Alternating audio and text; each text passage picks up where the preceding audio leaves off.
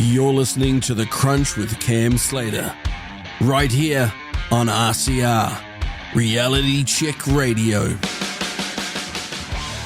Chris Trotter is a living legend and a doyen of the left, and someone that I have enormous respect for, even though we don't agree on most things politically. But in the last few years, these events have made for strange bedfellows in politics, and so Chris and I are going to have a little chat about politics and where we're heading in this year's election. He is this week's political tragic. Welcome to The Crunch, Chris. How are you? I'm very well, thank you for having me, Cam. But some people who are not up with the play on politics, who listen to the show, think that calling people like yourself and myself and other guests that are in my political tragics segment is derogatory or demeaning. But you don't take it that way, do you? No, not at all. I understand completely. You're talking to people for whom politics is, if not an obsession, then certainly something that takes up a great deal of their waking moments and a great deal of their mental energy. And some would say that life is simply too short for so much time to be devoted to such a vexing subject. Hence the expression tragic, or tragics, plural. Yeah. So I look on politics in, like, New Zealand, we don't have a lot of heroes. We've got rugby players and cricket players and netball players. Most of our heroes are sports people. And we don't have a royal family because they're so far away, right? And a Republican like you doesn't have them as heroes anyway. I'm a very bad Republican these days, I have to say. Queen Elizabeth reigned so long that she undermined my Republican. That is to an alarming extent. Although I have to say, Cam, that King Charles is quite rapidly rebuilding them, but that's possibly another discussion. Well, luckily he'll be a short-lived monarch, hopefully. But he certainly won't reign as long as his mum. No, but the point is that we don't have too many heroes or celebrities in New Zealand. The TV celebrities are neither here nor there, and the reality is in New Zealand is that politicians are our celebrities. They fill the front page of every newspaper, for those who still buy newspapers. And they lead the first 10 minutes of the news is always filled with politicians. And that's not just an election, in the election cycle, it's also outside of the election cycle. So they're kind of what I see to be our celebrities. And so we're really just celebrity observers, people like you and me. Yeah, I mean, there's a lot of truth in that. It's very difficult to argue that they're not in our faces all the time. Not being a sportsman or much interested in sporting matters, I guess my heroes have tended to be, New Zealand heroes anyway, have tended to be politicians, the heroic or anti-heroic politicians of our history, and for me, artists and poets and novelists are heroes too. I mean, the poet that I love the most and quote very frequently is James K. Baxter, who I just think is a national taonga, and they tend to be my heroes. But that's probably because I'm a fat, lazy bastard who never really enjoyed getting all muddy out on a field on a Saturday morning. So there. You should have taken up shooting. It's far more refined, Chris. Well, at school, I did enjoy archery. I mean, I think I was about the only person, so I got to pick the best of the three longbows and was out there with a big straw target. I was never particularly good. You've got to be really strong and have a very steady hand to be a good archer. You've got to start young, you're a great history buff. I mean, it's why I love reading your columns, because you've got so much history in them, and that is sadly lacking with the children that are sitting in the press gallery these days, with the exception, of course, of Barry Soper and Audrey Young. But all the rest of them don't seem to have any sort of understanding of the dark days of Muldoon or even before that, whereas you and I do. Yeah, it's interesting. I simply don't understand how you can write about or think clearly about politics if you don't have a reasonably good grasp on history, certainly modern history, but also the history that has propelled our particular culture forward for so very long. And if you don't get that, if you don't understand that, I just don't see how you can write sensibly about politics. But there we are. I have to say I agree with you. There is a tremendous lack of historical awareness among a great many journalists. And those that do mention history do so from this weird, what I call Bridgerton perspective, where you dress people up, but you make sure that the cast is suitably diverse, and that all the characters are in fact 21st century characters in fancy dress, and that's about it. I remember as a kid, watching the BBC series, the great BBC series, historical series like Elizabeth R. or The Six Wives of Henry VIII. Yeah.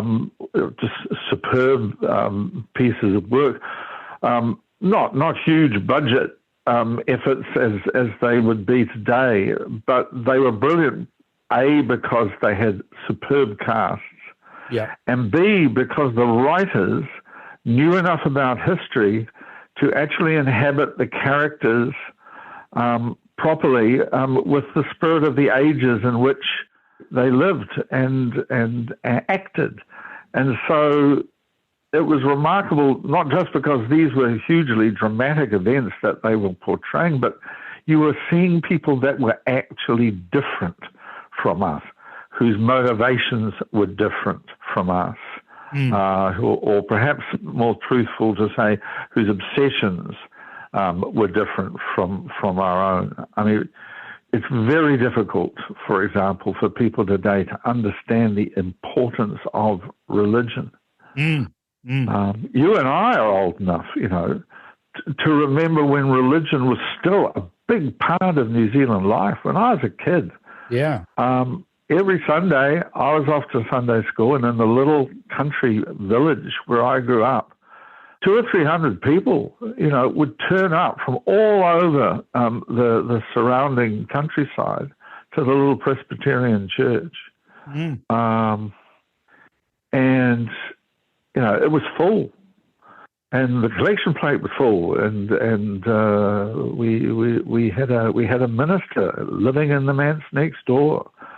None of which is true now. I mean, I drive past Herbert, north of Otago, or through it, blink and you miss Herbert.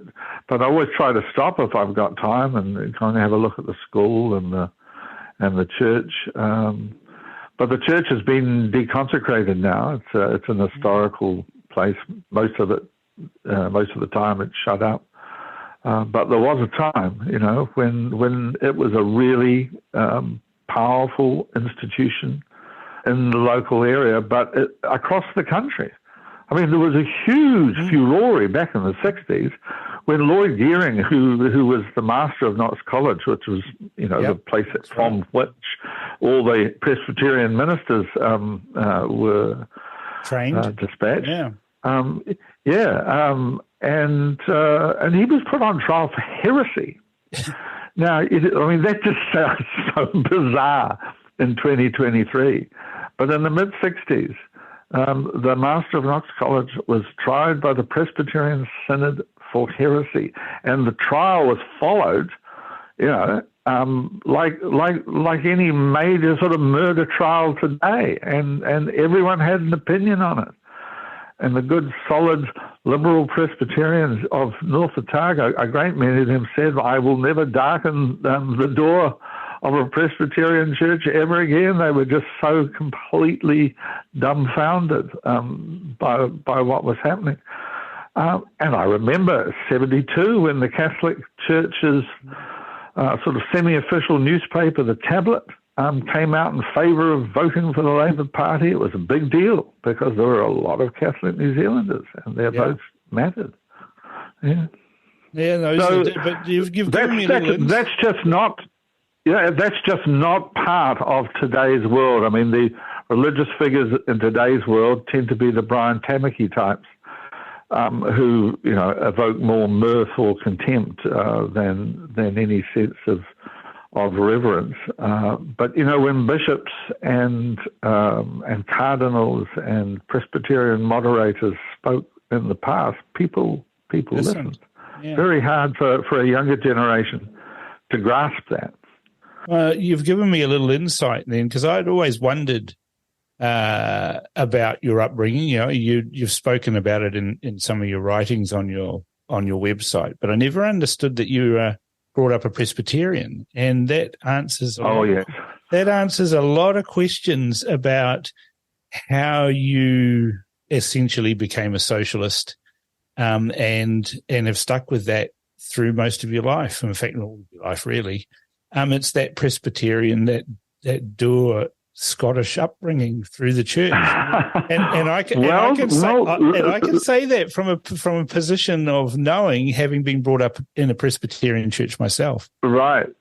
Well, I've got to qualify my own experience slightly by saying two kinds of Presbyterians emerged from Scotland and settled in New Zealand. Yes. In the 19th century. If you go down to South Otago, you will find the dour, the censorious, the puritanical Presbyterians. That's the ones who you're there to be punished. Who absolutely, who would punish you for dancing on a Sunday or getting drunk or fornicating outside the holy institution of marriage.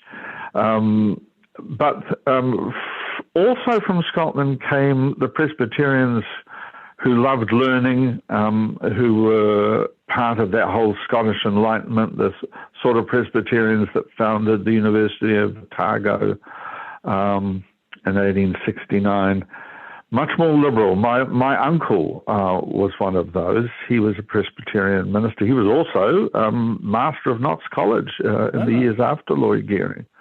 So he had a much more liberal view of Christianity than some of the dour Southlanders and South Otagoites.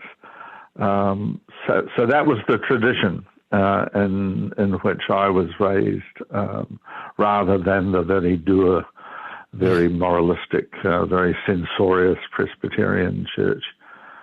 My uncle said something to me once which I have never, ever forgotten, and which has been a kind of watch phrase for me over many, many decades. He said, Chris, human beings are neither wholly corrupt nor wholly unredeemable.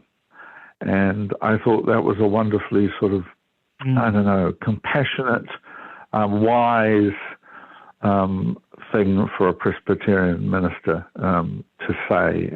And as you can hear, I stashed that one away in my memory cupboard. Isn't it funny what we stash away? I'm 55 years old this year, and I can remember in the seventh form, my English teacher, Graham Marshall, who went on to become the principal of Hutt Valley High School, writing on my report, a splendid exam result achieved with little obvious effort. And I remember I used to get those too. Chris has done very well this term. I have no idea how. and he thought he was insulting me. And if Graham Marshall's still listening, then I still remember that report that in the first term of my seventh form English, and I wear that badge with pride. And maybe I'll find that old report somewhere and frame it, because I just loved the. He was trying to insult me, and I thought it was praise. Oh no, it is. It's high praise. That's right. In other words, he was saying you're not a swot. No, that's right. You're dangerously clever. You're dangerously clever because you can get good results without swatting for them. Yeah. Shocking, horrific. Yeah, shouldn't be allowed. It's the thing, though, isn't it? In politics, we kind of underestimate people. Like you remember we used to do that TV show with Martin Bradbury, and he would just be raging with frustration because at some time within the show, when we were supposed to be opposing forces, right versus left, and he was sitting there. Damn Slater, he's always getting one over there. I'm going to get Chris Trotter on. He'll get Slater. And then sometime in the show, you'd go, well, I agree with Cam on that. And he would rage and spit. And so I kind of made it a little goal every time you and I were together. And I do this with everything now. I try and arrange the conversation in such a way that eventually we end up agreeing on something. And that means I have to give something. It means you have to give something, and we've met somewhere in the middle where we agree. That's missing in politics, isn't it? It is. I say more power to your elbow, because it is an art that fewer and fewer people now even want to master. The art of finding the common ground, finding that part of a supposed opponent's, or even worse, a supposed enemy's personality, which you suddenly recognize as part of your own. Human beings have vastly more that unites them than divides them. If you only look for those things, there are some, and if you study history, you can reel off the names who are irredeemable. With all due respect to my dear departed Uncle Peter, most of those are communists who are irredeemable. Well, most of them tend to be involved in the political life. Yeah. And the worst of them are the ones who, as Stalin once joked to his cronies, most of the problems we face are caused by people. Get rid of the people, get rid of the problem. That's exactly what he did. And in terrifyingly large numbers. That's right. You look at them, Pol Pot, Stalin, Adolf Hitler, Mussolini. They've all got, socialism or communism in their titles.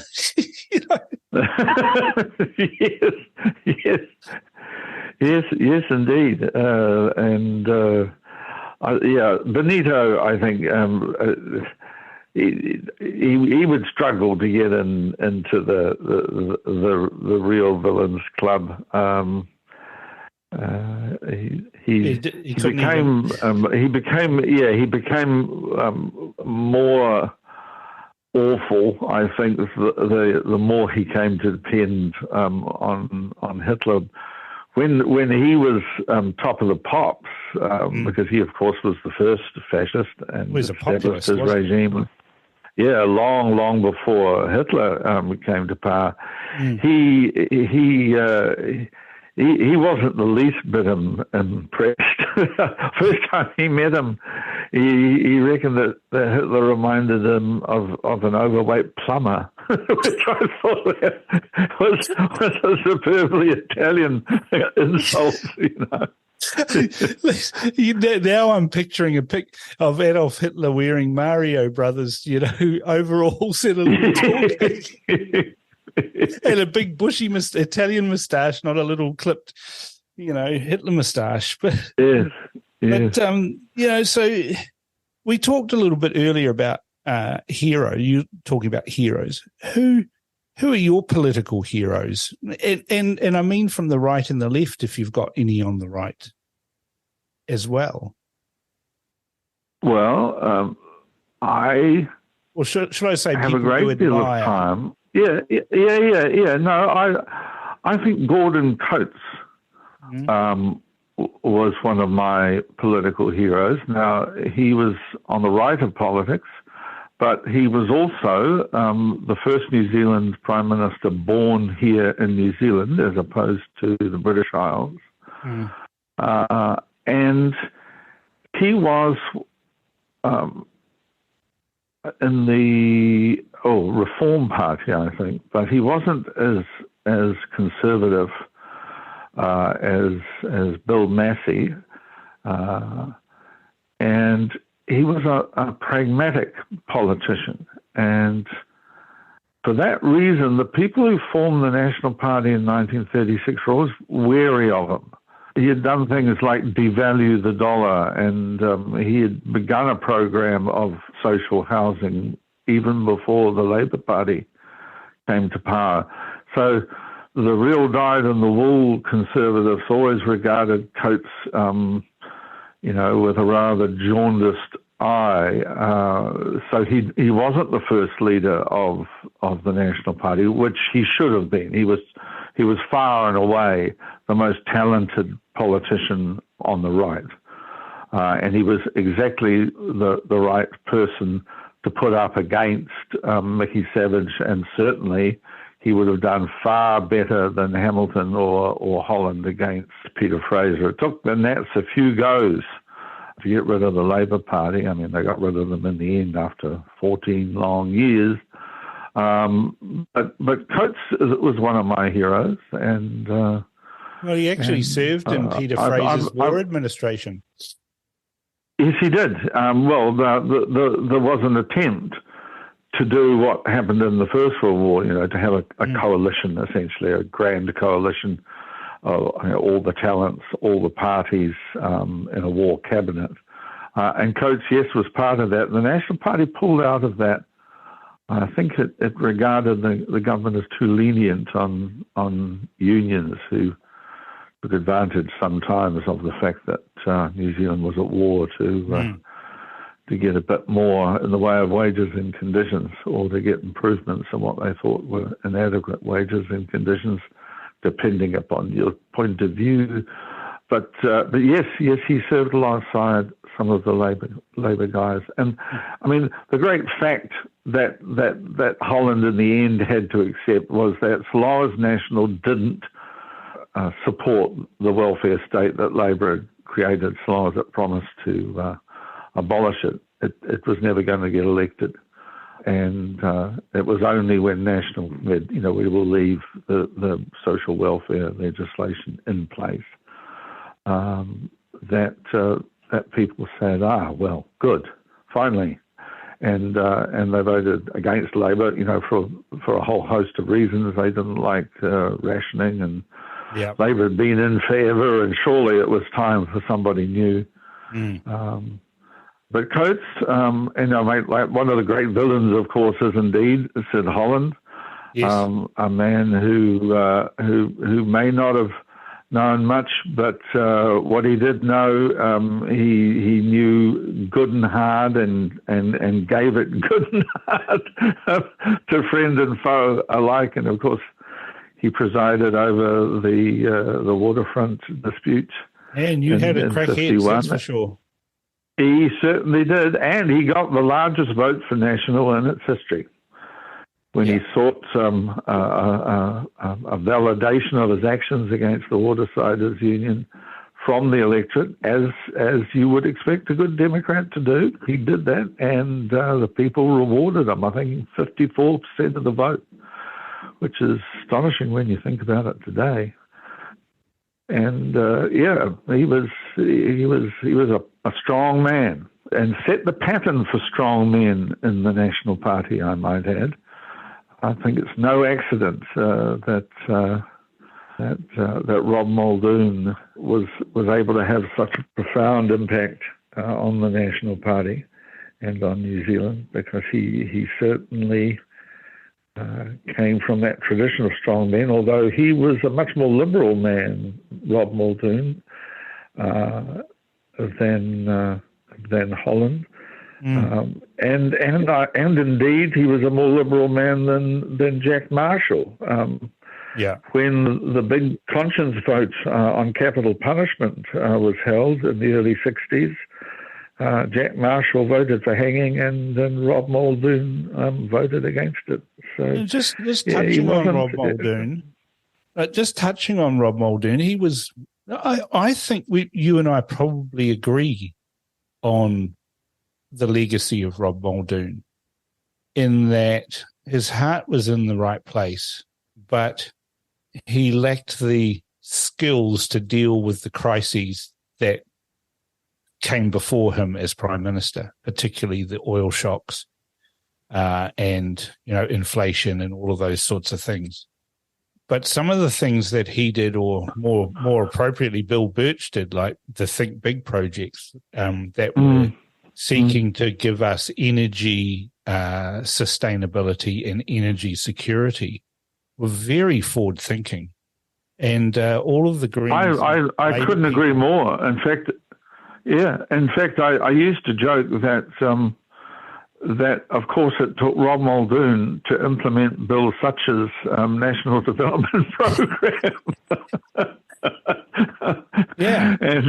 and would frequently say to my Labour comrades that Rob Muldoon is the best leader that Labour never had. But we do agree. He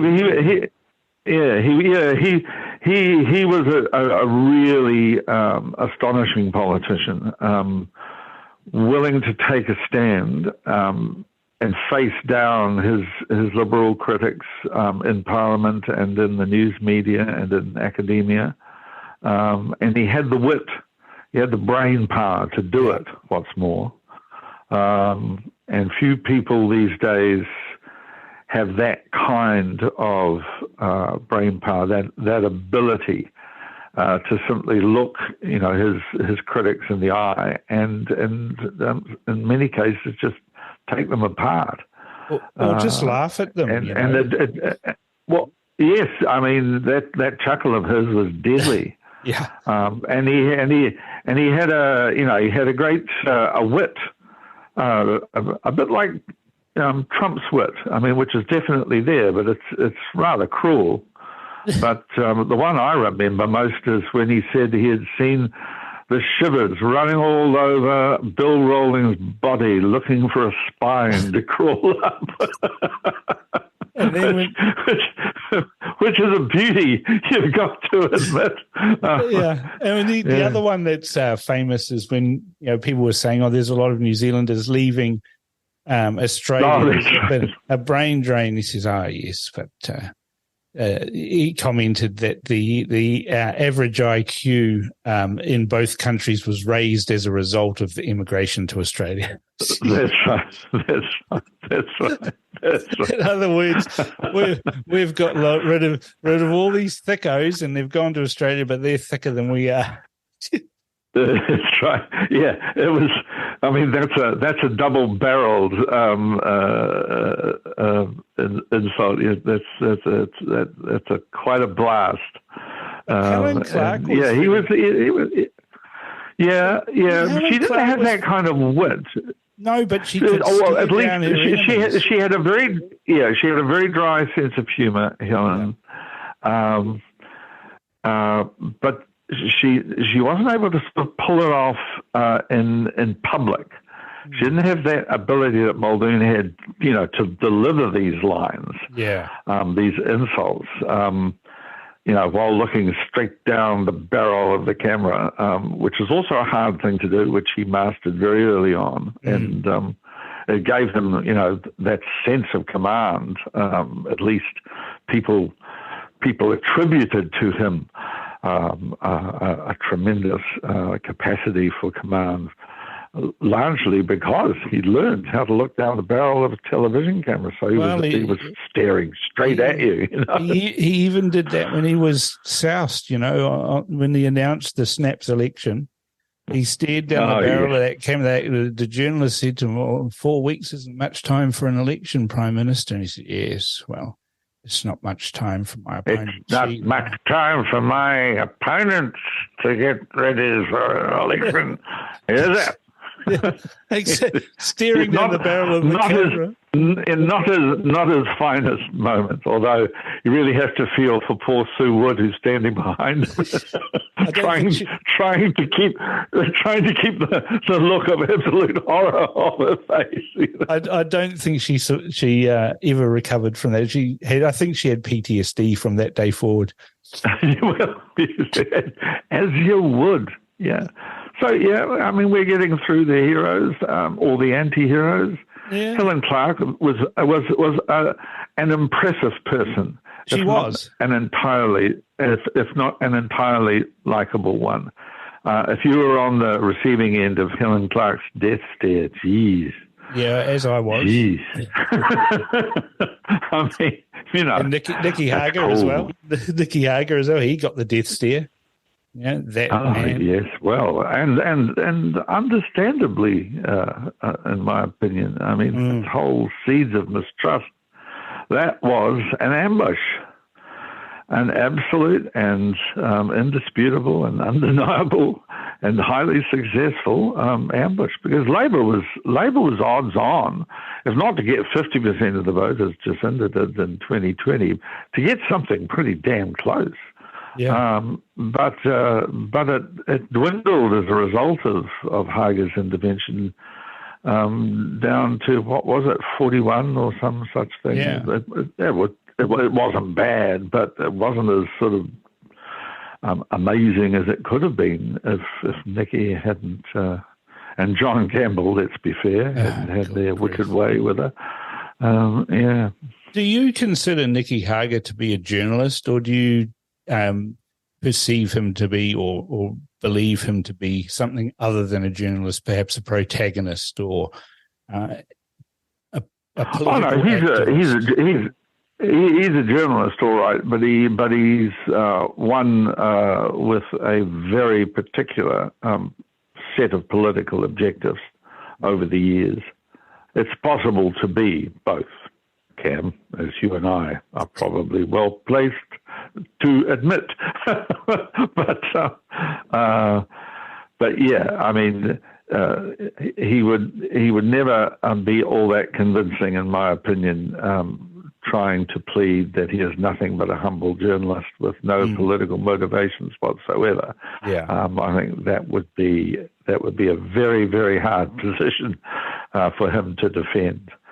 And yeah, it's journalism by ambush. Yeah, well, it's what people do these days. But I've never been wildly keen on it.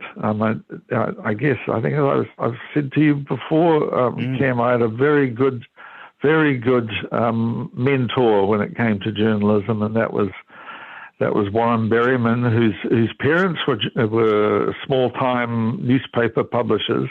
Yeah, the sort that also edited the paper, and so I think he had journalism in his blood. He was an American. He had First Amendment in his blood as well, and he stuck to the journalistic code. If you were going to say something about an individual or an institution, you had to give them the right of reply. You couldn't just spring things on people without them giving their side of the story. If they chose not to give their side of the story, well, that's on them. Publish and be damned. Yeah. But he had rules, and And he taught me those rules, and I was very, very glad to know the man. It was very sad when cancer claimed him. Very sad indeed. Well, we all can't live forever, but sometimes brilliant people are taken far too early. Well, yes. I mean, and perhaps mentioning someone outside of politics in its usually understood sense, Helen Kelly. I greatly admired Helen Kelly, the president of the CTU, for the way she conducted herself and the stands that she took, and her fearlessness. She was, of course, the daughter of Pat Kelly, who I knew quite well from the Labour Party, someone from Liverpool originally, I think an Irish Liverpudlian. He was a fairly impressive character too, but his daughter was really quite special. And my belief is if she hadn't been taken by cancer, she would have become the president of the Labour Party and very quickly a member of Parliament for the Labour Party. And I rather suspect she would have become leader of the opposition and quite probably Prime Minister one day. But that was one of those, tragic counterfactuals, those might have beens in history, which are fun to think about. But of course, it's a rabbit hole you don't want to investigate too closely, because history is what it is, and that's what you got to deal with, not what it might have been. Well, let's park the history for a bit and look at what we're looking at here. I had a chat with Winston the other night, and he said this feels like 1996. And I was talking to a senior National MP, and they were saying this feels like 1990. And everybody kind of is thinking 2017 that we're going to end up like that. What's your feel? I mean, this is where history becomes so important, that we know what those elections were like. We know what they were fought on. We know what 84 was like. We know what 1990 was like. We know what 1999 was like. Where do you reckon this one is? Well, I think the election of 1999 is a good one to haul out and dust off, because people don't really register, I think, that it was a minority government that was formed in 1999. Helen Clark and Jim Anderton, who was the leader of the Alliance, they didn't have quite enough. Not once the votes were all counted and the Greens were in Parliament. Between them, they didn't have quite enough to form a government. But in the days of Saint Jeanette and cuddly Rod Donald, the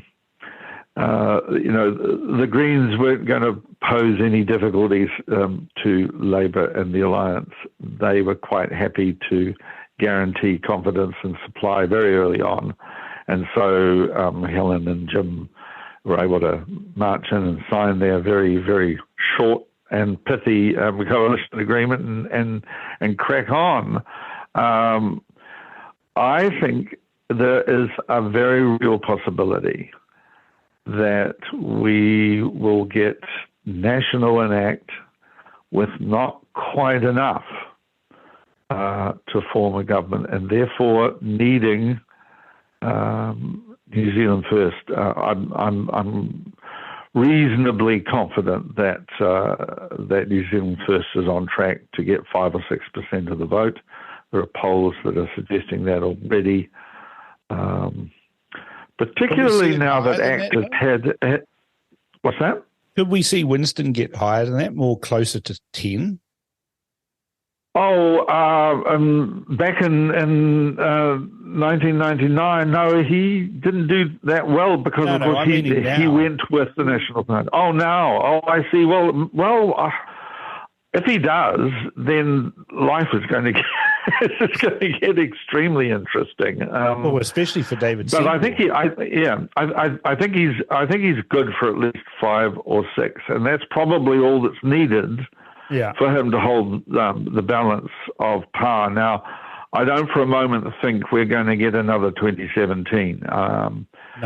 The behaviour of Labour, particularly in relation to the Hipurapura report, really drove the iron into Winston's soul as far as Labour was concerned. He thought that was an unforgivable betrayal.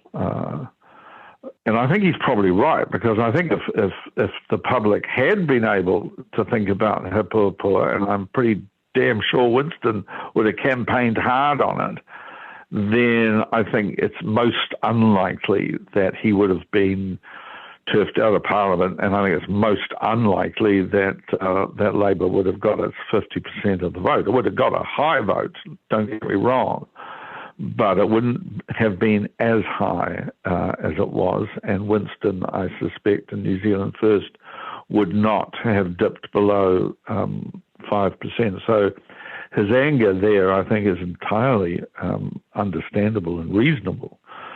So he's not going to go with the Labour Party, but neither, I suspect, is he going to be quite as accommodating of his natural allies, shall we say, as the Greens were in 1999. I think he will acknowledge the judgment of the country, which I believe will be a decision in favour of the right, not the left. A change, a decision to change. And and I think he will, at least initially, be able to go along with a great many of the things that National and ACT are promising to do, because they're things which New Zealand First promising to do as well. Yeah, the ticking off those will be pretty easy. Where I see the difficulties arising are when National and ACT start putting their first budget together. That's going to be a very interesting thing for Winston to watch, I suspect, because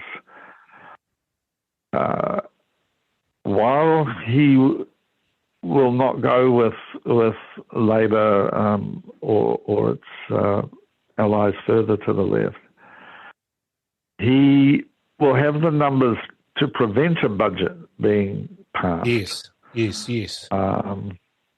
And also the numbers to prevent a budget from being defeated. I mean, people seldom take the kingmaker role any further than the election night and the few days after it. No, it's all about supply. Because supply is the absolutely crucial thing a government must have. And the reason that governments in New Zealand almost always get supply is because, although it's never been put to the test in any way, really, in the last 100 years that I'm aware of, we've never had a follow-on election. No. We've never had an election so inclusive that we had to hold another one within 3 or 4 months. Yeah, we've had a couple of genuine snap elections, one in 51, one in 84, but they were well into the governing party's term, and they were about other things. Well, they were contrived. They were contrived. Yeah. They contrived a crisis to have a snap election, and then they were bundled from power. Yeah, well, I mean, the 84 one is a bit of a mystery. Some people say that Muldoon had simply given up being able to write a budget because things had just reached such a pass that he couldn't work out how to do it. That's one point of view. The other one was that the numbers in the House, which had been very, very close anyway after the 81 election, were making life too difficult, and he wasn't going to be held to ransom. So he called the snap election. Yeah. Helen Clark contrived a snap election too, though, didn't she? I think, yes, yeah. I think she called it earlier than she needed to. I don't know whether it really fits the snap election one, but she manipulated the political environment to her own advantage, I think. Well, which, as you do when you're the prime minister of a country. But getting back to a follow-on election, the reason we haven't had one is that all the experts, the political scientists, the pundits of every stripe, say any party that forced a follow-on election would be punished mercilessly by the electorate. They'd be lucky to remain in Parliament, especially if they were a small party. They'd be wiped out. And this sort of conventional wisdom has had a very successful disciplinary effect on smaller parties. But I've never been entirely sure whether the pundits and the professors are right about this.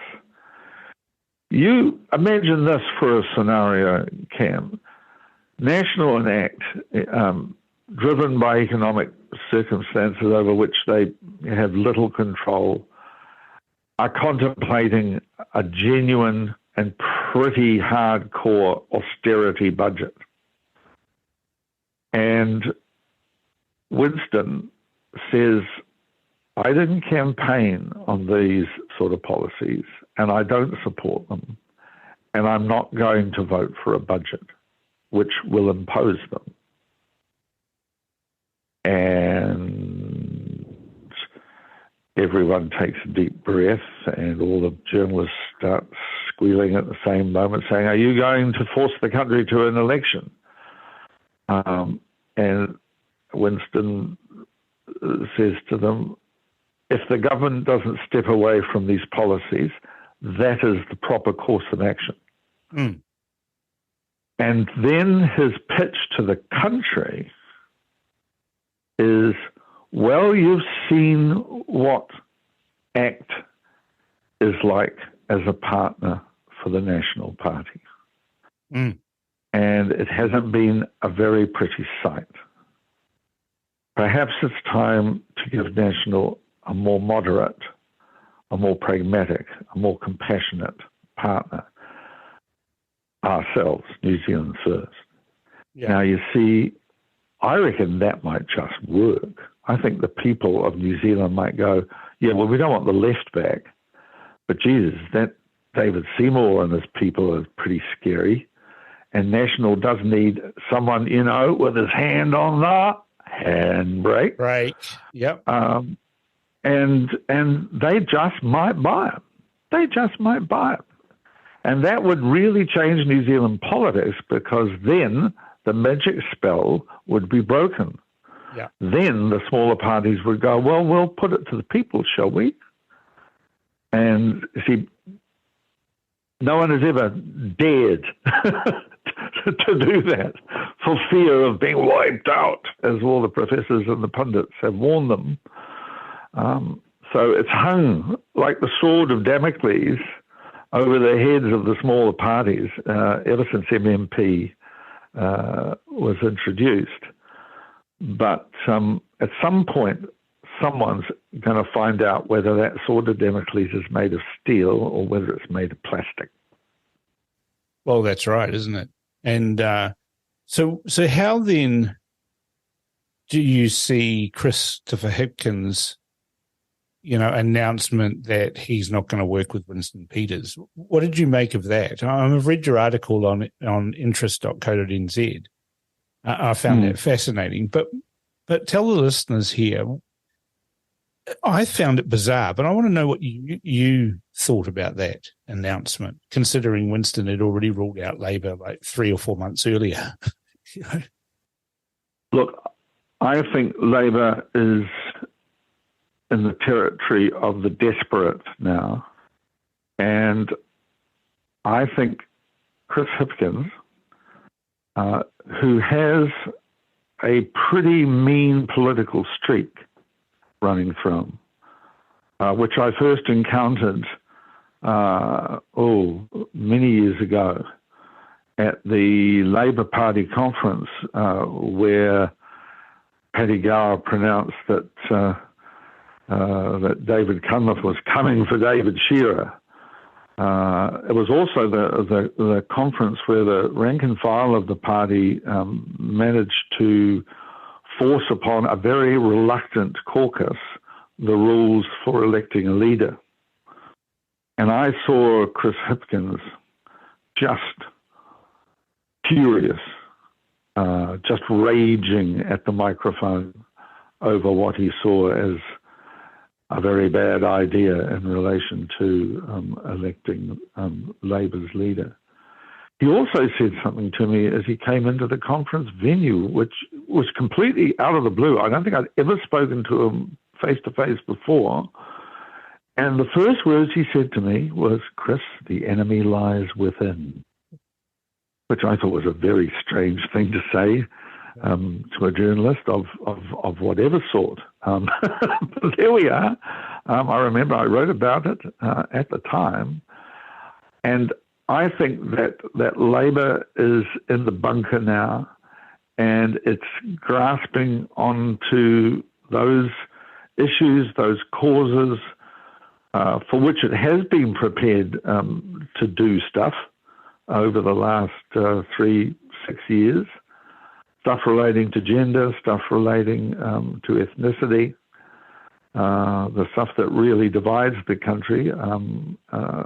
Something just a wee bit Orwellian about picking on the things that have divided the country and passing that off as a speech for unity.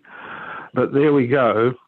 That's what he did. And I think I ended that by saying, well, we'll find out, just which New Zealand is the larger, Labour's or the right's. My gut feeling is that the right will have more takers.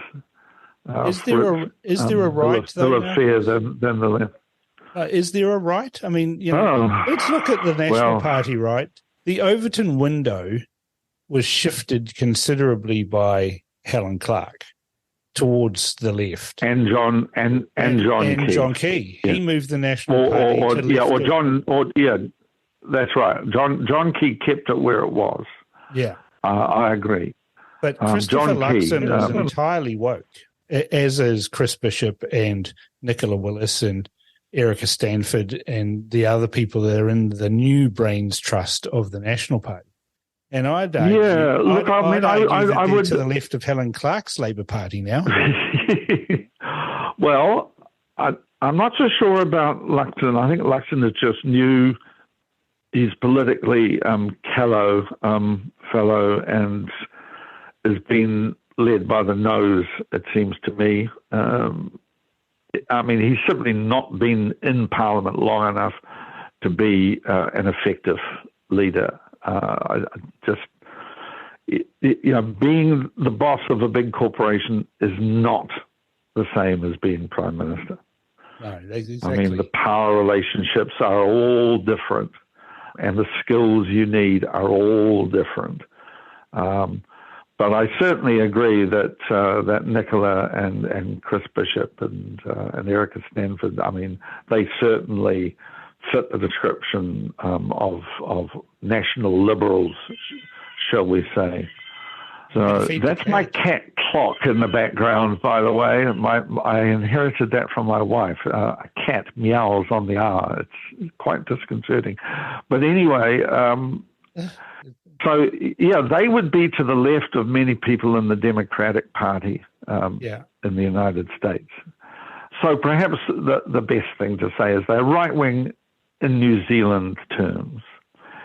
But you see, from my perspective, I would say that Labour now is very close to National in terms of its economic approach. Both parties, there are strong elements in both parties that that fit the description of woke. And yeah, I think part of the reason there is so much frustration and, dare I say it, rage out there in the electorate is because the two major parties are just so similar and so immovable in terms of people's desire for a change, not just of government, but a change in the way we do things. I mean, you and I are old enough to remember when New Zealand could build the largest earth dam in New Zealand across the Waitaki River in about 5 years on budget. Right? We could do stuff, right? We built thousands of state houses. Well, look at national Manapuri, as well as Labour. Dams, an engineering marvel. That's right, an astonishing piece of civil engineering. We could do that, right? What has happened to us, Cam, that we can't now seem to do anything?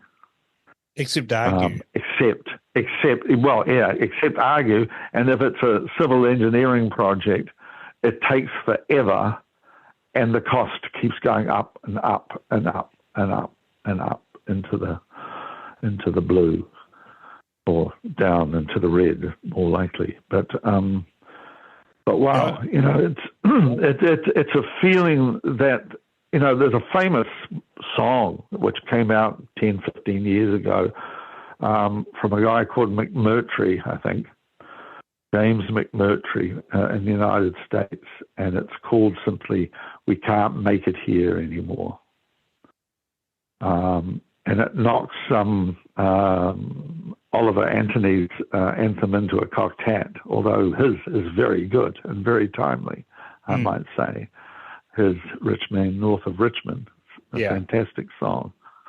But "Can't Make It Here Anymore" is just an anthem which goes through the same process that I've just alluded to here in New Zealand that has afflicted America. This giant of a country which bestrode the world, which now can't seem to tie its shoelaces. Well, we've spoken for about an hour, and you and I could speak for a lot longer, Chris, but just before we wrap this up, I'd just like to hear your prediction for where you think things are going to land in this election. Okay. I think between them, National and ACT will come very close to a majority if they don't actually cross the line. I mean, I'd say the most likely result is a National ACT win. Yeah. However, it is always a mistake to rule out Winston Peters in New Zealand politics. And so my pick is for a National ACT minority government kept in power by New Zealand First, which will certainly give it confidence if it comes to that on the floor of the House, but maybe less forthcoming in terms of hard and fast promises in relation to supply. Although I think it's always fair to say, in relation to Winston Peters, that his primary goal always is to give the voters of New Zealand a good government, or at least a stable government at the end of any election process. And I think that is what will drive him. So his judgment and his actions will be determined by whether or not he thinks the government that emerges is a good one or likely to be a stable one. But I think those are the three parties that are going to call the shots for the next few months, probably for the next 3 years. If the left somehow wins, I will be astonished, and frankly, I will be alarmed, because the left of today is not the left I grew up in.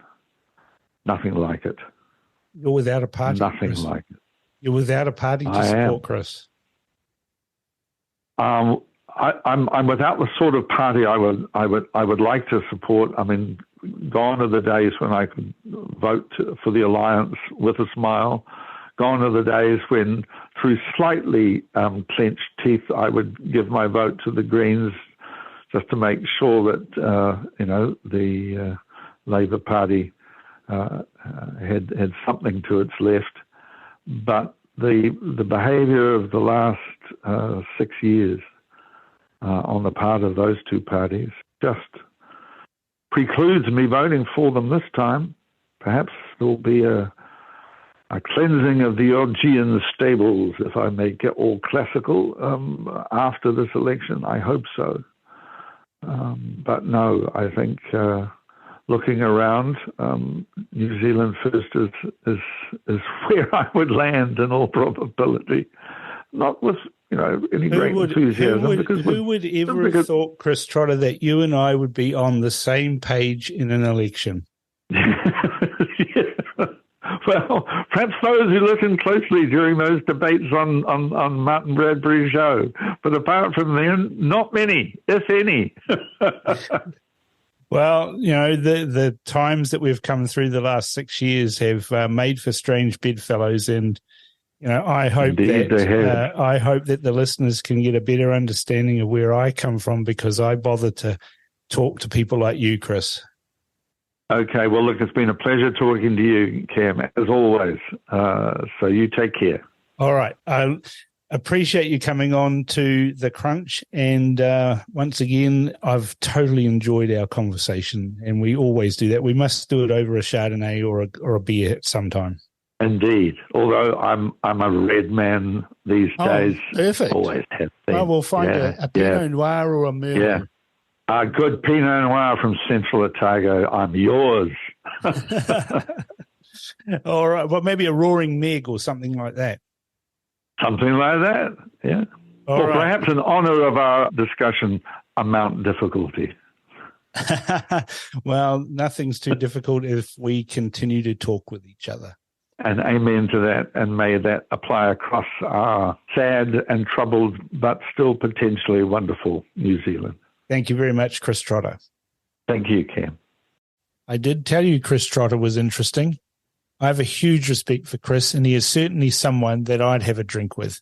I always value my chats with Chris, and that's why he was this week's Political Tragic. Fill that mailbag with comments about Chris Trotter by emailing inbox@realitycheck.radio or text to 2057. This is The Crunch with Cam Slater. Conversations with a side of controversy, right here on RCR.